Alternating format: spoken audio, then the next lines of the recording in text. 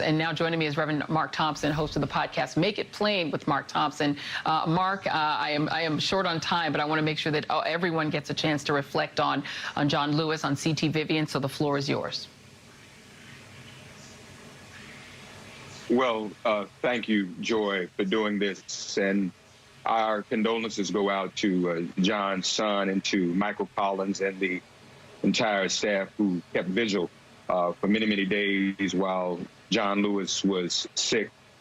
This is an emotional day for a lot of us. And when we think about John Lewis and C.T. Vivian, it was literally days apart.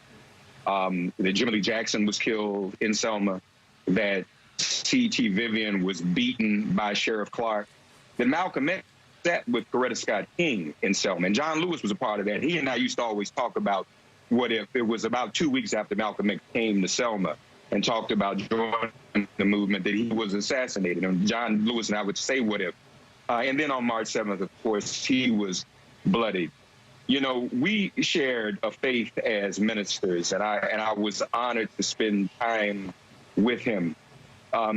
It says in Scripture that whoever believes will do things as great and greater than Christ did. And so Christ shed blood for the sins of the world. John Lewis and C.T. Vivian shed their blood for the sins of America, and America changed. And I can't help but think about what Joseph Lowry said in Mrs. King's funeral and resurrected what he said when he talked about what happened. I imagine all of them, Juanita Abernathy and Reverend Lowry and Dr. and Mrs. King, and Amelia Boynton, were all together in glory. And over the past 24 hours said, look, two others are coming to join us. Joy, the faith we share teaches us that John will never leave us. And so I think what we have to do now is say, good morning, newly crowned ancestor. What trouble shall we get in today? And lastly, Joy, he admired you. He was very proud of you. I know that. And he's going to be with you, too, as you start this new venture. And his spirit lives on in you and in all of us. God bless and long live the spirit of John Lewis and C.T. Vivian.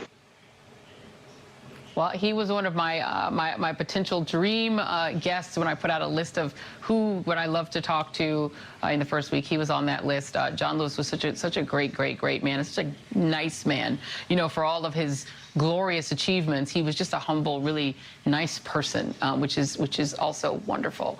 Yes. Mark Thompson, my friend, thank you so much. I always appreciate talking with you. Thank you.